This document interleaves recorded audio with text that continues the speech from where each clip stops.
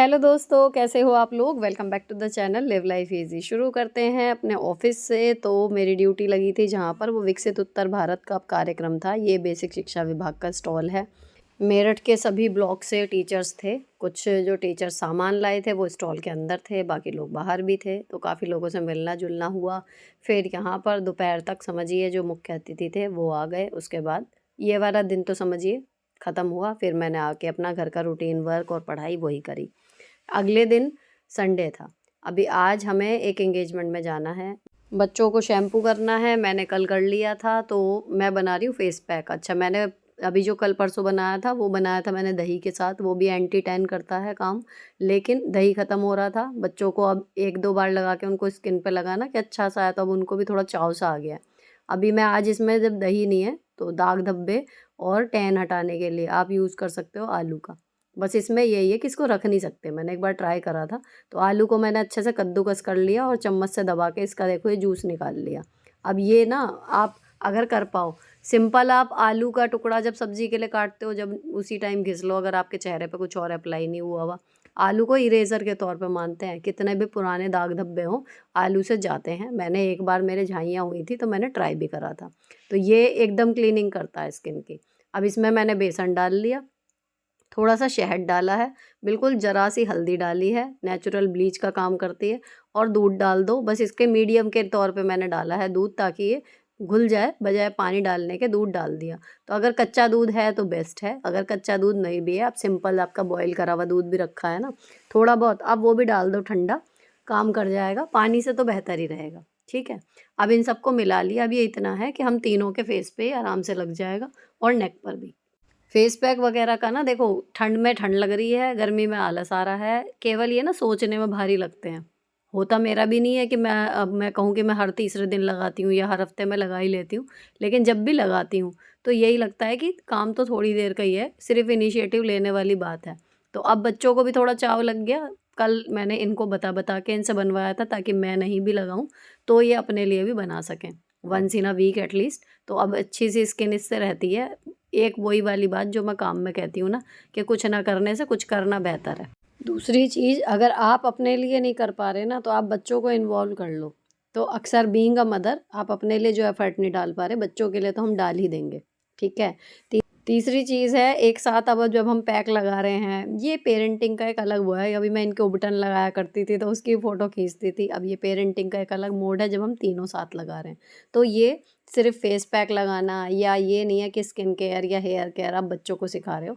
ये आपके बच्चों की बचपन की यादें हैं जो वो आपको लेके बनाएंगे कि हमारी मम्मी ने हमें सिखाया था या हमारी मम्मी ऐसे हमारे लगाया करती थी। समझ रहे हो। तो ये चीज़ें आपको कहीं ना कहीं मोटिवेट रखेंगी। तीसरी चीज़ कि हमारे पास टाइम नहीं है ना ये लगा के बैठने का। तो देखो आपने कभी भी देखा होगा, मैं फेस पैक लगा के कभी भी बैठती नहीं हूँ। आंखों पे नहीं लगता पैड, कोई बात नहीं। अगर आंखों पे लगाना तो ऑब्वियसली बैठना पड़ेगा, नहीं तो फेस पे आप लगा लो। हाथों पे भी ऊपर ऊपर लगा लो। अब केवल अपनी हथेलियाँ छोड़ दो और उसके बाद आप काम करते रहो। तो आपको ये टाइम का इशू नहीं होगा कि अब इसको लगा के बैठना है। अब देखो इसने फेस धो लिया, ये अपना फेस देख देख के अब खुश हो रही है। फिर मैंने कपड़े वगैरह, वहाँ पे लोड लग गया था, सफाई मैंने फेस पैक से पहले कर दी थी, झाड़ू वगैरह। उस अब मैं नहा के आ गई हूँ और पूजा कर रही हूँ। संडे है तो संडे में नाश्ता मेरे हस्बैंड बनाते हैं, दोपहर का और रात का मैं बनाती हूँ। तो 3 टाइम में से 1 टाइम का मील वो देख लेते हैं। अगर मुझे काम है तो ऑब्वियसली देख लेते हैं, लेकिन नहीं भी काम है ना तो भी ये रहता है। अब जैसे विंटर वेकेशन थी तब मैंने तीनों टाइम का बनाया, तो फिर बीच में कभी एक आध बार मुझे लगा कि आज मन नहीं है तो वो बना देते थे। लेकिन यूजुअल डेज़ की अगर मैं बात करूँ, रूटीन डेज़ की, तो 3 मील होते हैं, उनमें से एक वो देख लेते हैं। उतने में ही काफ़ी कुछ सहारा सा लग जाता है। लेकिन अगर आपको 3 दिन का काम 1 दिन में या 3 लोगों का काम अकेले करना है तो देखो थोड़ा सा हेल्पिंग हैंड लगता है और थोड़ा सा परफेक्ट होने की कोशिश को छोड़ना पड़ेगा, फिर सारे काम हो जाते हैं। अब पूजा कर ली है। माता रानी इतनी सुंदर लग रही हैं सर्दियों के कपड़े में, ऐसा लगता है उनकी स्माइल और ज़्यादा बड़ी हो गई है। तो आप लोग भी कीजिए दर्शन। उसके बाद फिर मैंने आओ बहन बातें करें का थंबनेल बनाना रह गया था, तो वो फिर मैंने थंबनेल बनाया और वो वीडियो शेड्यूल करी 2 बजे के लिए। पता था आज संडे है इसलिए रात को नहीं करी थी, स्कूल रहता है तो मैं रात को ये सब चीज़ें करके सोती हूँ। स्किन केयर हो गई थी। अब बचे थे नेल्स, क्योंकि नेल्स मैंने 2 हफ्ते से नहीं किए हैं, तो मैंने इनको नहाने से पहले नेल पेंट रिमूव कर ली थी। अब मैं इस पे फ्रेश नेल पेंट लगा रही हूँ, ये सूख जाएगी उसके बाद होंगे तैयार।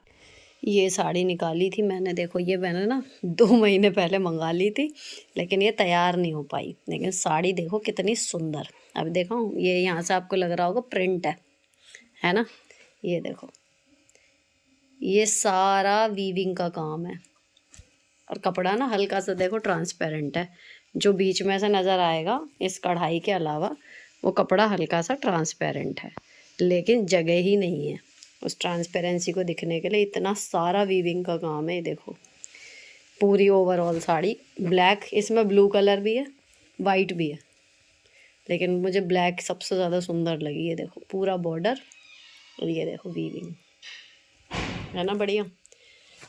ये है इसका ये पल्ले में। तो मैंने इसके लिए इसका ब्लाउज़ तो तैयार हो नहीं पाया। ब्लाउज़ आपको दिखाऊं, ये देखो ये ब्लाउज़ है, ये कपड़ा है साड़ी का, लेकिन ये कढ़ाई से पूरा भरा पड़ा है।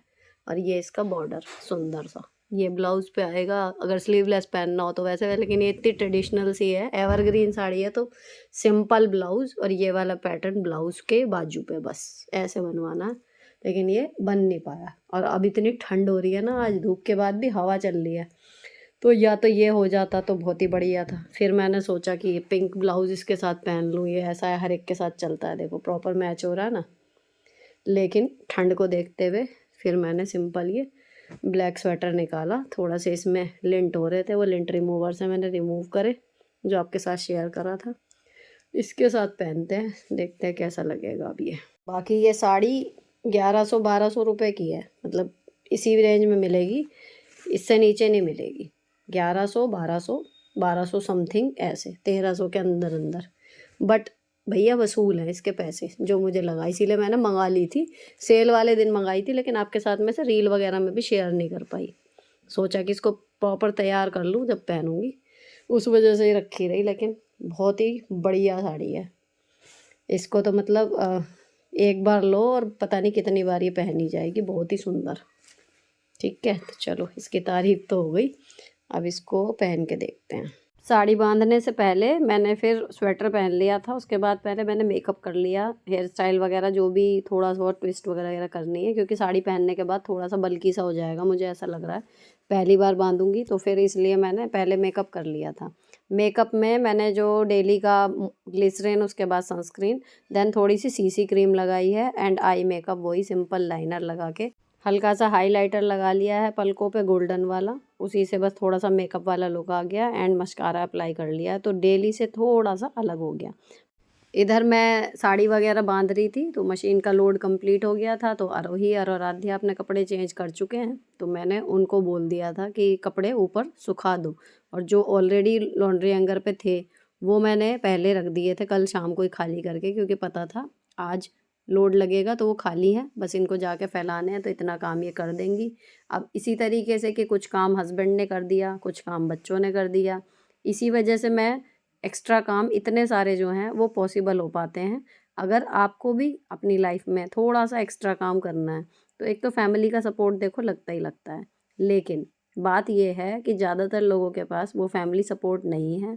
सारा काम हमें खुद ही करना है। कोई अपनी, कहना चाहिए पानी पी भी गिलास भी अगर इधर से उधर नहीं रखता, तो आपके लिए टाइम बचाना बहुत ज़्यादा मुश्किल हो जाता है। ना टाइम बचता है, ना एनर्जी बचती है। ऐसे टाइम पे क्या करें?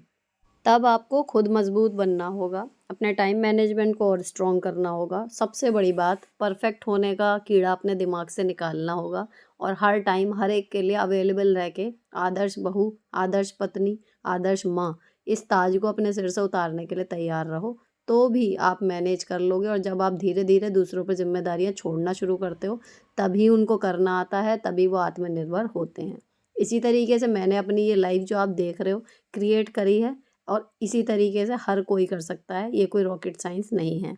साड़ी पे आते हैं वापस, बहुत ही ज़्यादा सुंदर लगी मुझे तो पहन के, आप भी कमेंट करके बताना। अब इससे मेल खाते हुए मैंने अपने लोटस वाले जो कड़े हैं ये पहन लिए, ये मैंने अलग से मंगाए थे, और इनकी मैचिंग का मेरे पास पहले मैंने मंगाया था सेट, गले का था उसमें और कान के थे, और ये कंगन मैंने बाद में मंगाए। तो अब मैं सेट तो पहन नहीं रही, क्योंकि स्वेटर पहन लिया है, मुझे लग रहा है वही नीट लग रहा है, लेकिन कंगन और ईयरिंग इनकी मैचिंग हो गई।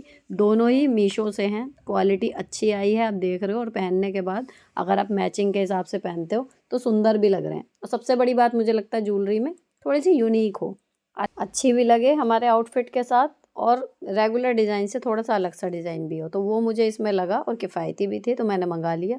अब बच्चों ने अपना सिंपल मॉइस्चराइज़र और फेस पाउडर लगाया हुआ है, पतला सा मैंने लाइनर लगा दिया दोनों के, और उसके बाद हम तीनों जो हैं तैयार हैं।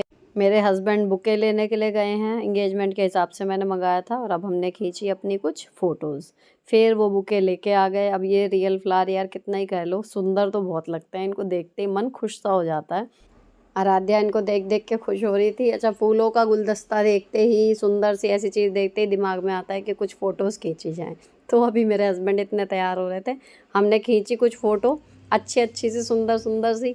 अब वहाँ जब जाएंगे तो टीका करके वर वधू को आशीर्वाद के तौर पे लिफाफा या कुछ गिफ्ट अगर आप चाहो तो वो देते हैं।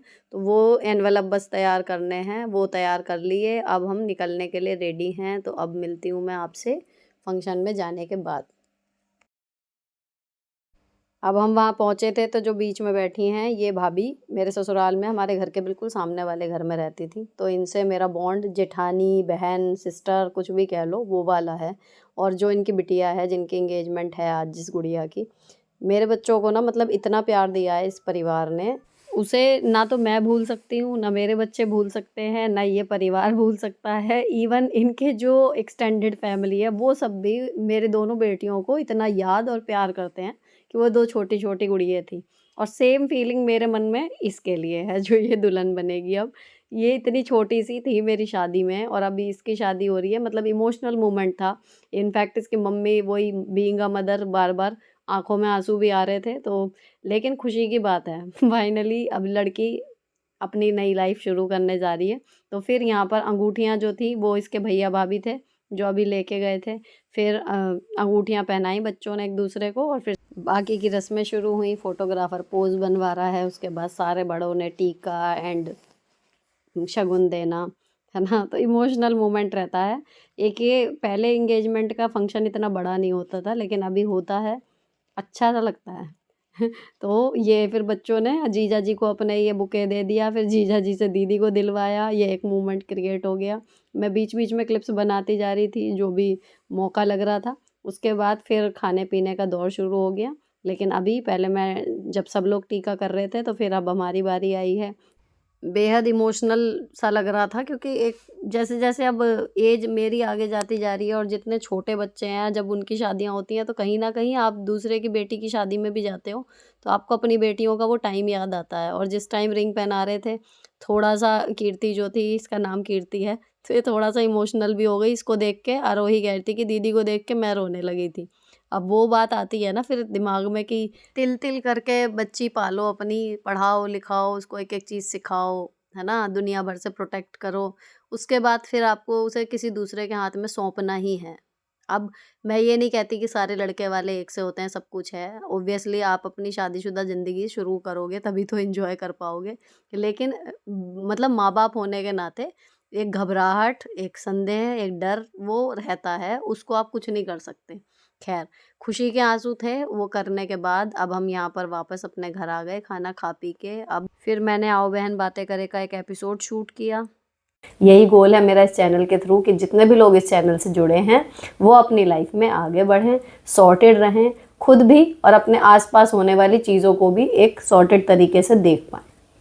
तो आज का एपिसोड होने वाला है एपिसोड 161 का जो पार्ट 2 था, उसके जवाब मैं देने के लिए बैठी हूँ। तो फटाफट से आज का एपिसोड शुरू करते हैं। आओ बहन बातें करें। अब उस साड़ी को बदल के मैंने एक हल्की साड़ी बांध ली थी उसी स्वेटर पे, और मैं जा रही हूँ टेलर के यहाँ, क्योंकि इनके ब्लाउज सिले नहीं है, और अब बिना सिले तो लेट हो जाएगा। अभी एक शादी आने वाली है, मे बी उसमें काम आए। तो मैं चली टेलर के यहाँ, और यहाँ पर ब्लॉग ख़त्म होता है। आप लोग सब्सक्राइब कर देना अगर आपको अच्छा लगा हो। फिलहाल मिलती हूँ आपसे नेक्स्ट ब्लॉग में। Till then bye bye, stay beautiful always.